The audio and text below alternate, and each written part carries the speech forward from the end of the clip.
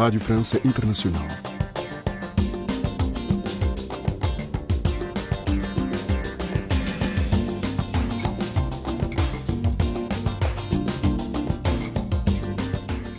Bem-vindos à segunda parte da nossa emissão. Hoje é sexta-feira, dia do nosso Magazine de Desporto, da autoria de Marco Martins, mas já de imediato o convidado de Neide Ribeiro, o analista guineense Rui Semedo. Convidado. O analista guineense Rui Jorge Semedo apresentou esta semana em Bissau o livro PAIGC, a face do monopartidarismo na Guiné-Bissau.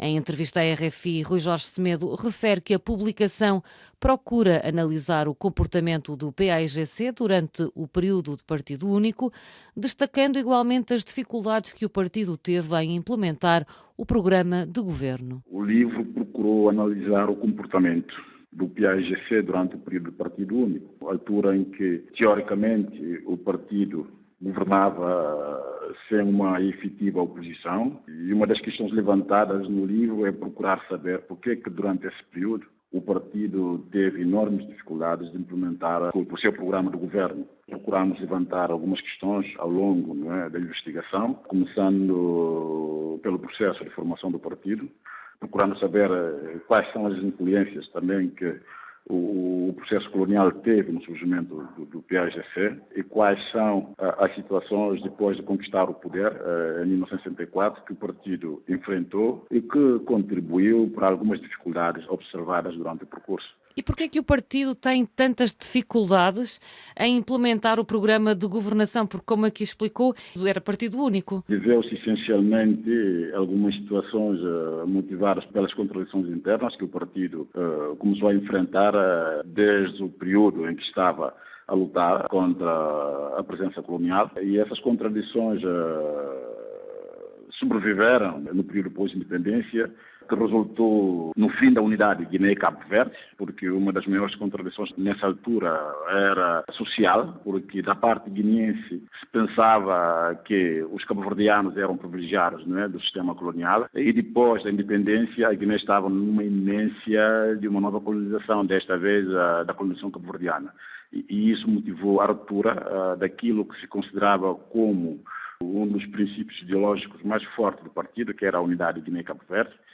A partir de 1980, com o golpe de Estado, de 14 de novembro, o partido transitou de uma situação conflitual social entre duas sociedades, guineense e cabo-verdiana, para um outro tipo de conflito já de cunho étnico, mas também de disputa entre a ala militar e a ala política. Essas dificuldades também se podem explicar através das purgas feitas contra os comandos africanos, da parte de Luís Cabral, e mais tarde a execução do primeiro-ministro Paulo Correia e Viriato Pá? Sim, porque esses conflitos gerados no partido depois resultaram em violências excessivas que custou vida a vários guineenses, nomeadamente os comandos africanos que foram perseguidos e assassinados. E mais tarde a cisão no partido ficou mais evidente e que depois desmontou a ideia de que o problema era mais entre Guiné e Cabo Verde, sobretudo com o primeiro acontecimento que afastou o então primeiro-ministro, Vítor Sousa de Maria, que foi acusado também de tentativa de golpe de Estado, e já em 85 surgiu o famoso caso 17 de outubro, que acabou por decapitar uma boa parte daquilo que se denominava Conselho da Revolução, que era o grupo militar que liderou a ruptura com Cabo Verde. Fazer a cisão entre a elite mestiça e a elite africana? Sim, isso aconteceu em 1980, porque se pensava que o país corria o risco de entrar numa nova colonização, que era a colonização cabo-verdiana, e a partir desse período a elite guineense, dita guineense, decidiram assumir o poder, mas não conseguiu evitar as contradições que já vinham do período de luta de libertação nacional e que se enraizou não só dentro do partido, mas também provocou alguma desestruturação a nível da governação e que hoje ainda é o reflexo daquilo que o país está a viver. O professor Carlos Sangerman, que escreve o prefácio do seu livro, afirma que se trata de uma investigação científica sobre alguns tabus que existem na sociedade guineense. Que tabus são esses e que peso têm ainda hoje?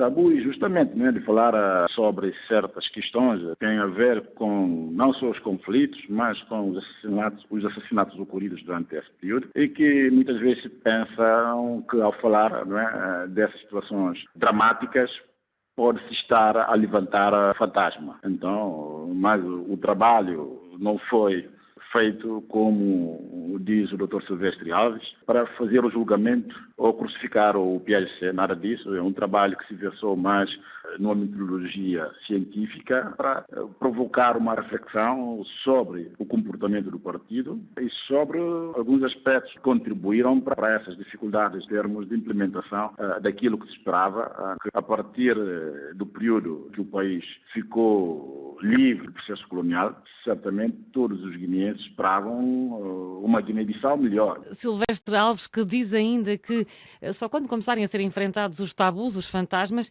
é que o país vai ultrapassar os seus obstáculos. É preciso olhar para dentro? É preciso fazer esse exercício? Exatamente.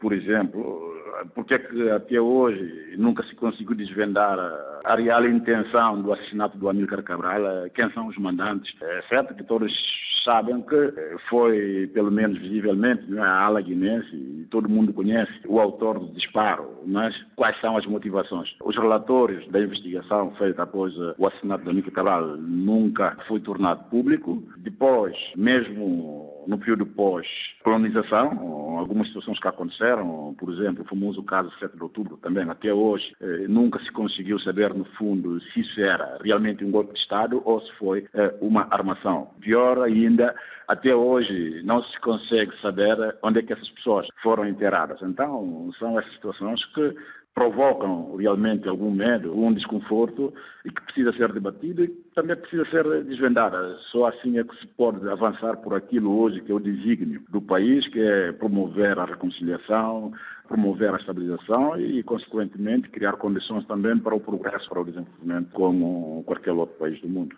Hoje o PAIGC está relegado para a oposição, apesar de ter ganho as eleições. Considera que todas estas questões que aqui abordamos fazem com que o PAIGC esteja hoje onde está? O PAIGC que acaba de sancionar membros do partido? Hoje vivemos um outro contexto, onde existem várias outras forças a competir no mercado eleitoral. Certamente que o PAIGC precisa exorcizar os fantasmas do passado, mas tudo isso agora também exige a contribuição responsável de todas as forças políticas existentes.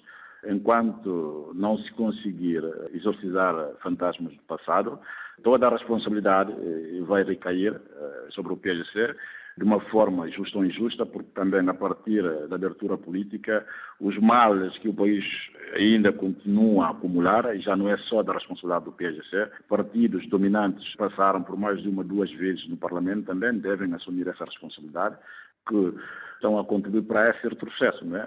Agora as intrigas, as violências que ainda permaneceram, não é só já da responsabilidade do PAIGC, mas também de outras forças políticas que surgiram com o advento democrático. Alguns bloqueios criados pelo PAIGC em não permitir que a democracia realmente funcione, agora resultou nas situações desagradáveis que o partido está a enfrentar, como esse de lhe ter afastado do poder, mesmo sendo o partido que ganhou as últimas eleições em 2019. As palavras do analista guineense Rui Jorge Semedo, ele que foi o nosso convidado esta sexta-feira.